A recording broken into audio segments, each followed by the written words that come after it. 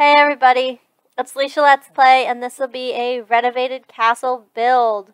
So, when I began this, I didn't think it was going to be a castle. I actually was just trying to see how big of a house that I could build on a small lot. Because this is a fairly small lot. I think I built it on like a 30 by 40, 20 by 30. I think it was a 20 by 30, but it's not huge. So anyway, I started building this weird funky shape, and to me, the things rising up kind of reminded me of towers, so I embraced that. When I think of towers, I think of castles, thus it became a castle. So I made up a story for it, and if you decide to download this from the gallery, then you'll see that same story. So my story behind this is that in 1823, a dude named Jebediah Jonas decided he was going to build himself a castle. Now, he was a loner, all on his own, no kids, no family. So when he died, this castle just sat there. And it became run down and decrepit. So eventually, this place where he built it became Newcrest. In my mind, the land around the house used to be his, and it got sold off, and everyone just looked at this as the creepy castle up in the corner. You know, with the weird dude that nobody wants to go to trick-or-treat at Halloween. So then, in the 1950s, Ernest Seville came, and he bought it, and he fixed it up and made it look the way that it does today, and he changed the function of some things, and when I start building them, I'll tell you more about them. So, I used a lot of snowy escape stuff, and this was really hard for me. This was the first time I tried to do a porch that went in like that, and it without having built the porch first and then the shape of the house, and it was really rough for me. But anyway, you'll see a lot of snowy escape stuff, especially like that house next door is pretty much entirely snowy escape with like some gym elements. Because when I built that house next door, I had just gotten snowy escape, and I live in Japan, and the houses and buildings here, they build up instead of out. So I built that house up instead of out.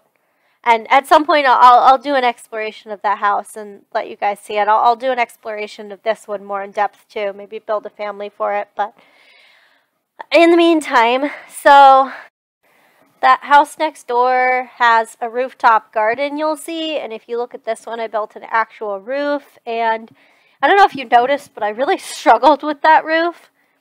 Typically, either I would put on a really, really simple roof or just do nothing at all. And this is the pool. So remember earlier I hinted that I'd tell you a story about how Ernest Seville renovated things. So in my mind, this pool is what remains of the moat. Maybe it was this longer, really disgusting thing, and that's why there's so much stone around it as well. Like maybe it used to have a drawbridge, and Ernest Seville came in, trimmed it down, cleaned it up, maybe made it salt water. I put some stones in the bottom of it at one point because I personally would very much like a pool someday that has stones at the bottom of it. I don't know why I think that's so cool, but stones or sand instead of just like the rough pool paving or smooth pool paving. I don't know. I just think it's cool. I think it looks cool. So right here, I first started building the kitchen in that corner, but as any of you who have built know, it doesn't work because you can't put the cabinets diagonal. So I ended up turning it into a bathroom, and I think it works a lot better to have that be a bathroom. And the stairs were another thing where I just wasn't sure where I wanted to put them, and eventually I put them there in that corner and started building from there with the stairs next to each other. But later, you'll see me doing windows, and the windows did not fit and did not want to work with the stairs like that, so I ended up fixing it. And here's me working on the roof some more. I really struggled with that roof, but I learned a lot, and I think next time when I go to build a roof, I'll do better. Also, though, I maybe won't endeavor to build an attic inside the roof, because I feel like that's part of what made it so difficult, and as well as having it all line up. It had that weird line for a little while, and I wasn't sure how to get rid of it at first, but with enough stretching and shaping, I got it figured out. So here's me adding the windows, and you'll see I put way too many windows on this thing. I mean, granted, a castle has a lot of windows, but this was a lot of windows. This was too many windows. Eventually, I did not keep all those windows. You'll see me go about deleting them. So I spent a lot of time building this build at one point that's coming up in just a little bit. Oh, there's the rooftop garden. Only for the game to crash, the recording to crash anyway, and for me to lose everything. So I ended up having to go back and start again from a point that's coming, but we're not at that point yet. Still the windows. So this is where the stairs wouldn't fit that I mentioned before. Also, I really, really wanted a dining room somewhere in there because when I was a kid, we had this house and you would walk in and there was the family room and we had a little couch. We always did Christmas there. And further in, there was like a dining room that wasn't walled off, but there was a wall between the dining room and the kitchen, and it led to outside, and we did family parties there. We did Thanksgiving. We had like a nice formal dining table.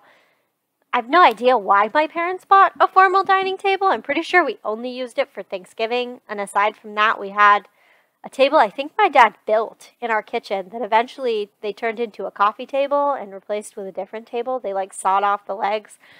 My dad wanted to be handy. He really did. He tried really hard to build things. It didn't always go well, but I really commend him for his effort. So this is where I ended up actually putting the kitchen. And it's still in a very similar spot to where I first began. And I struggled with the counter configuration and how I wanted it to look because I really wanted this huge, spacious kitchen. And I don't have a huge, spacious kitchen because right now I live in an apartment, but I dream about having a big, spacious kitchen, even though all I would use it for is baking. My husband would still do all the cooking. I just like the idea of having a spacious anything. So a big, spacious kitchen. So I put a lot of spacious kitchens in my Sims builds. And figuring out how to fit these cabinets around the windows was also somewhat of a challenge for me because I didn't like the whole windows being bisected thing, which is why I'm playing with the windows here and where I want to configure them. I didn't like the windows being bisected, but at the same time, I wanted windows there. I like the idea of looking out over the kitchen counter and having windows. Again, I live in an apartment. There is no windows above my kitchen counter, but I want there to be. My last apartment actually didn't have windows above the kitchen counter either, but my last apartment was in a basement, and there was one little window. It was one of those ones that somebody could fall into, like a small child could get stuck in. But anyway, I dream of having windows behind my kitchen counter. I just like the look of it. So here's the dining room. I first tried to put it right there next to the door, and it very clearly did not fit.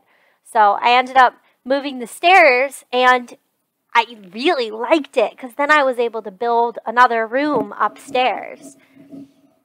So it actually ended up adding a lot. And I'm really proud of this build, you guys. So this was the moment where I had built it and then it crashed. So that's why you saw me saving. It's because I had already done this once and it crashed. And I was very frustrated by that.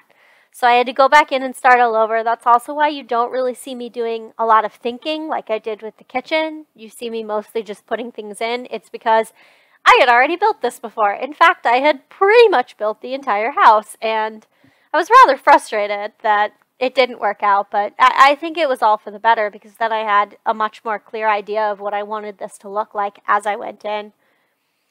So there's no custom content in this. I used move objects a little bit. So some things could potentially cause a problem, like those towels, but I'm hoping not because they don't actually block the bathtub.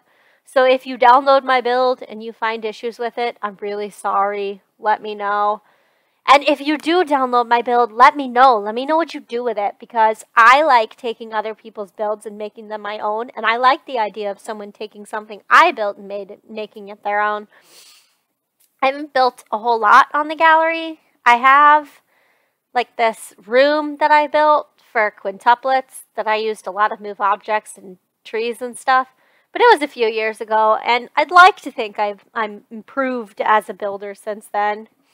So you'll see the different rooms. I'll try to talk about them. Obviously, that was the toddler's room. The master bedroom is this red and black room, and I didn't end up making the bathroom really that separate. I just changed the flooring.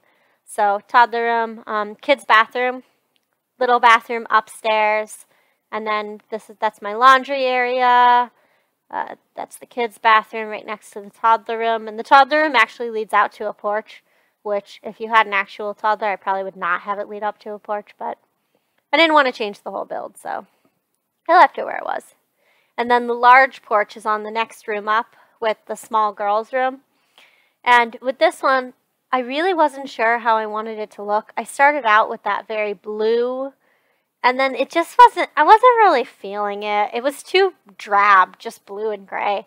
So I decided to spice it up. You'll see that in a little bit when I'm done with this master bedroom. But with the girls' room upstairs, I knew that I wanted to do pink with the downstairs part, and I knew that I wanted that upstairs part to be a reading nook, because that is another dream of mine. If I could have a tower that led with a ladder up into like a reading nook with a see-through roof so that the light would come in, and just books and a really comfy chair, that is my dream. I would practically live in that room. So I built that room for the little girl that I used to be, who might end up living in this house. It's not as like cool as the boys' room that I'm building right there, but I think it's cooler, honestly. I would rather have a book tower. So I ended up going with more of like a space theme for the boys. But unlike, I think it was The Sims 2 and The Sims 3, both had like really cool space sets, but maybe it's just The Sims 2 I'm thinking of.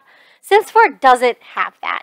They don't have that much cool stuff for space, and I wish they did. So I did the best I could. I ended up going with that like creepy tree haunted kind of wall eventually. So this is my hidden bunker. My thought is this used to be the dungeon, and in the 50s, they were still coming off of World War II. There was a lot of fear of nuclear holocaust. So why wouldn't Ernest Seville have turned this dungeon into a bunker? I mean, why not? So I thought about putting it in for multiple people, but then I thought, yeah, maybe Ernest Seville didn't have a family either. Maybe he's just concerned about himself. So it's dark. I used mostly stuff from Strangerville to give it that very sparse look. And then I hid it behind some trees. So now you'll mostly see me doing tiny touches. I know some people go room by room, but I kind of just went like area by area and then put things in the different areas that corresponded to the category, the area category that I happen to be in. Couple little touches like the bicycle.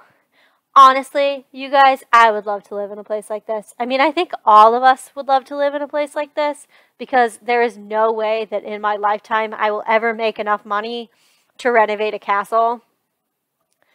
Maybe someday I'll win the lottery or something and I'll renovate a castle, but it's very unlikely. So if any of you ever have castle money, let me know, because I want to see your castle and I want to come visit your castle.